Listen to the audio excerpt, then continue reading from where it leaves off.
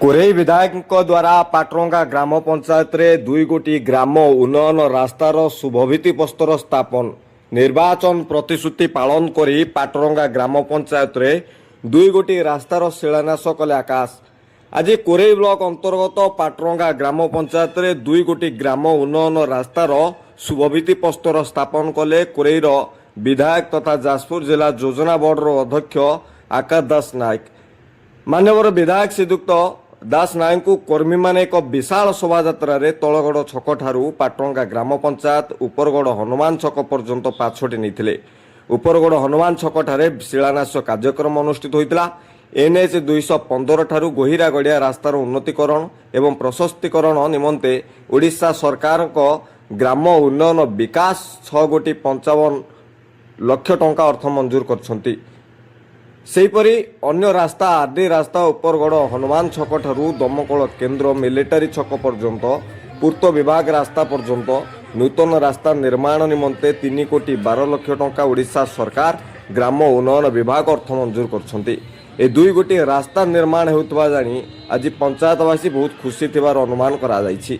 मान्यवर विधायक आकाश दास नायक एही प्रचेष्टा को पाटरंगा ग्राम पंचायत एवं कोरेई ब्लॉक रो जनसाधारण भूयसी प्रशंसा करथिले।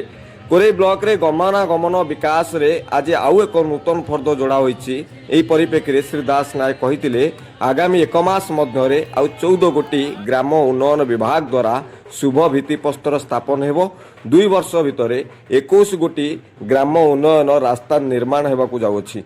2024-25 आर्थिक वर्ष रे 7 गोटी एवं 2025-26 आर्थिक वर्ष रे 14 गोटी आरडी रास्ता निर्माण हेबा पई ओडिशा सरकार अर्थ मंजूर करि सारिछंती।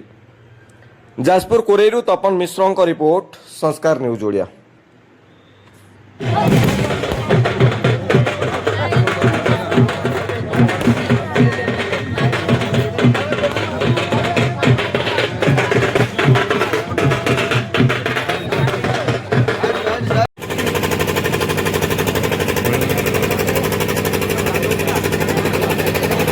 किसी बृहत बोरवेल खोलिया व्यवस्था करूँ सहित जो पर्यंत मेगा वाटर सप्लाय पंचायत को ही नहीं ता पूर्व जहाँ जहाँ ट्यूबवेल आवश्यकता अच्छी खूब जल्दी खोला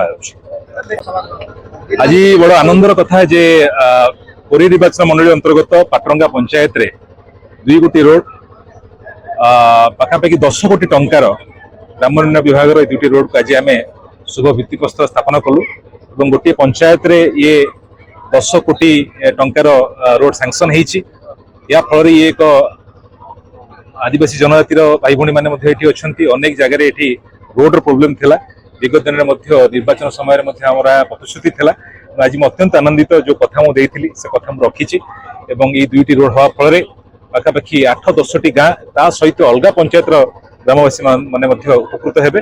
आशा करुँची जे रोडटी 2टी जल्दी सरिबो एवं या सहित पाटरंगा पंचायत अनेक गुड़िए लोकाभिमुखी प्रकल्प चली।